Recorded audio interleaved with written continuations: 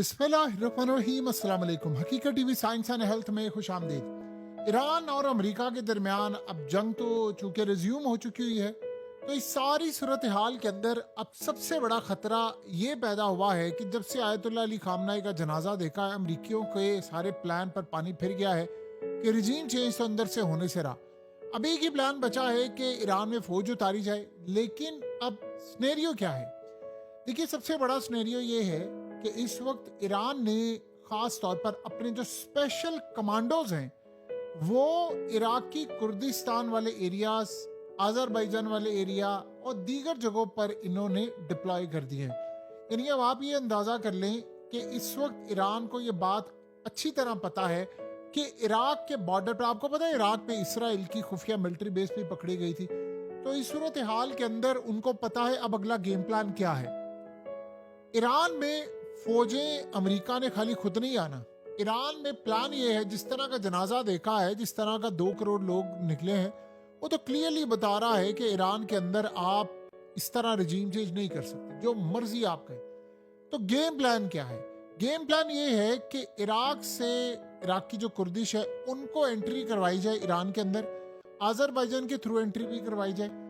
तो इस सूरत हाल में ईरान ने पूरे बॉर्डर के ऊपर अपने स्पेशल कमांडोज तैनात कर दिए हैं। एक तो वो कमांडोज उन्होंने तैनात किए हैं जो कि खाक आइलैंड पर है, जहां पर उन्होंने अमेरिका को टारगेट करना है। एक सूरत हाल ये है कि बॉर्डर की साइड पर भी कमांडोज तैनात कर दिए हैं। इसका मतलब है कि जमीनी सतह पर भी लैंड ऑपरेशन में इस वक्त अमेरिका खाली खुद एंटर नहीं होगा। पॉसिबिलिटी है कि इजराइल के कमांडोज भी एंटर हो, चाहे वो इराक से, वहां पर उनकी मिलिट्री बेस है, किसी भी तरह से हो।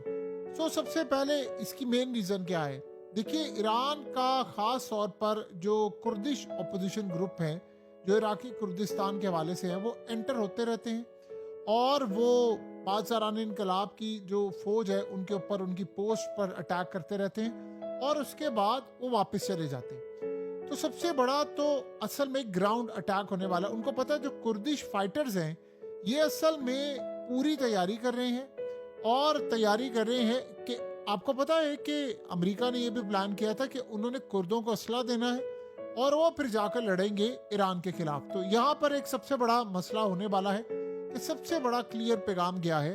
ईरान ने आज ये बता दिया है कि हम किसी तरह के एंटी ईरान ग्रुप्स को ऑपरेट नहीं होने देंगे अपने लैंड से, और ना इराक से कोई बंदा आएगा। तो स्पेशल कमांडोज है जिन्होंने रोकना है। अमरीकियों ने तो जाहिर सी बात है, जब भी एंटर होना है पैराट्रूप्स के जरिए एंटर होंगे, और वो अगर बॉर्डर से एंटर होना चाहें खुफिया तौर पर या कोई ऐसी सूरत हाल, तो वो बड़ा मुश्किल है क्योंकि उन्होंने खाक आइलैंड पर उतरना है। वहां अमेरिका का प्लान क्या है कि पहले इतनी बमबारी की जाए, इतनी बमबारी की जाए, फिर हम इनको उतारे। ईरान का प्लान ये होगा कि जो अमरीकी आ रहे हैं हम उनको फौरी तौर पर हवा में ना मारे। हमारी कोशिश ये होगी कि किसी तरह उनको अंदर आने दिया जाए और उन पर अटैक बाद में हो, उनको जिंदा पकड़ा जाए या उनको मारा जाए, जिंदा ना छोड़ा जाए, ताकि बाद में हम उनकी, फिर अगर ये एंटर हो जाते हैं, उनकी सप्लाई लाइन भी काटे। इस तरह का पूरे का पूरा प्लान है।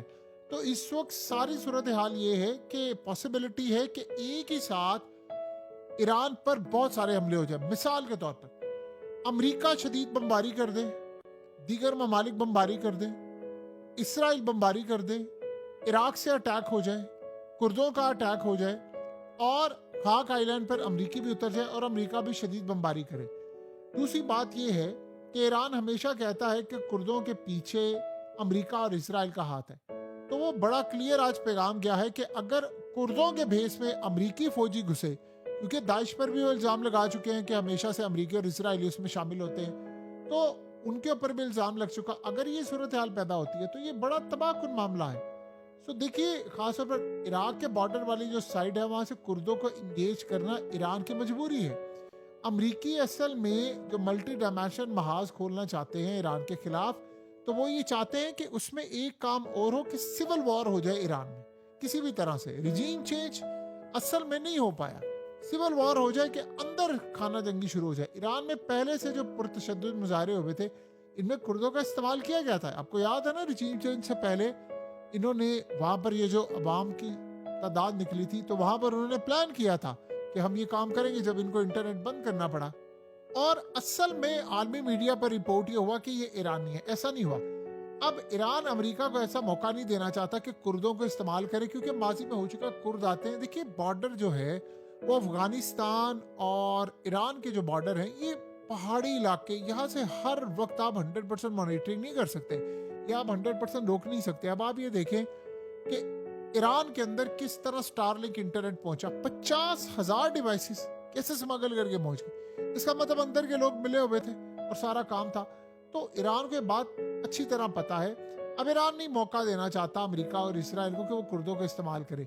जंग में तो ईरान पहले से ही है, तो एक और जंग मजीद से अपने इलाके में वो लड़ने के लिए जा रहा है। कि वैसे भी ईरान में policy making, border line setup ज्यादा कंट्रोल रखता है।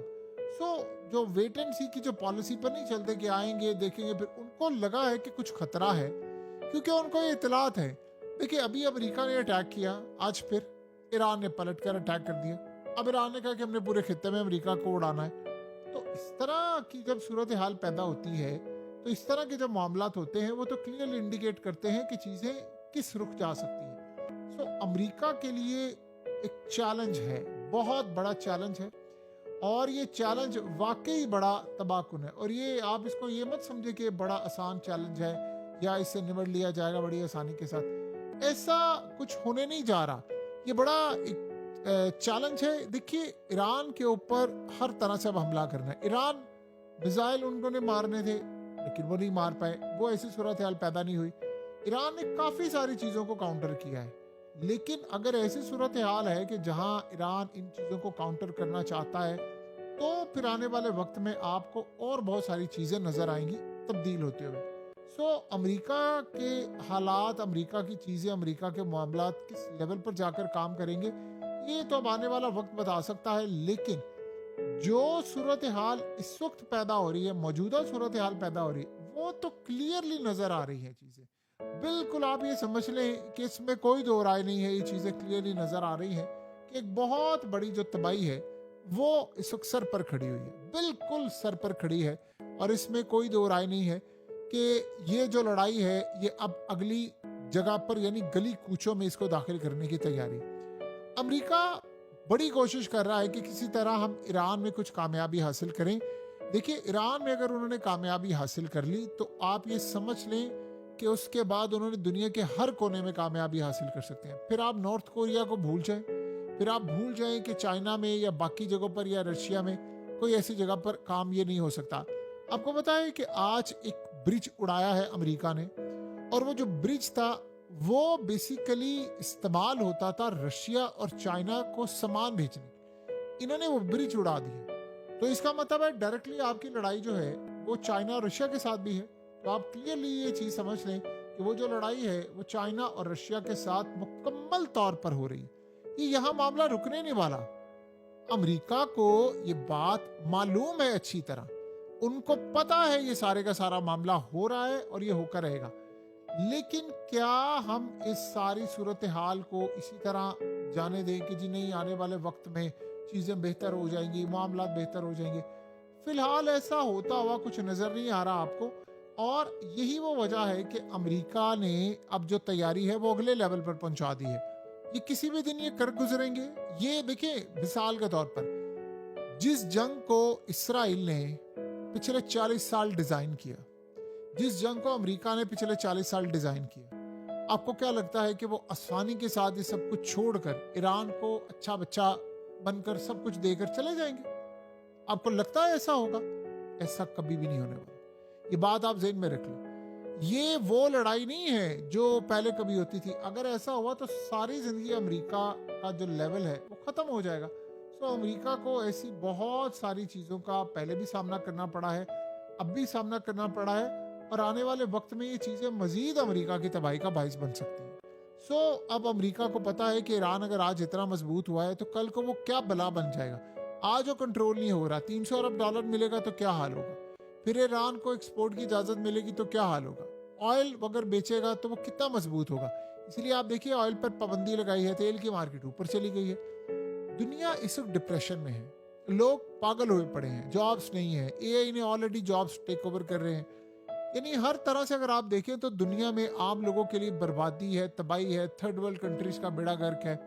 यूरोप में गर्मी की लहर है, तबाही है, मौसम की तब्दीलियां हैं, जलजले आ रहे हैं। दुनिया रहने के काबिल नहीं है। आप जो मर्जी समझे, ये वर्ल्ड अब रहने के काबिल नहीं है और ये एक रियलिटी है। और इस रियलिटी को हम जितना अच्छी तरह समझ लें, हम सब के लिए उतना बेहतर है। ये दुनिया अब रहने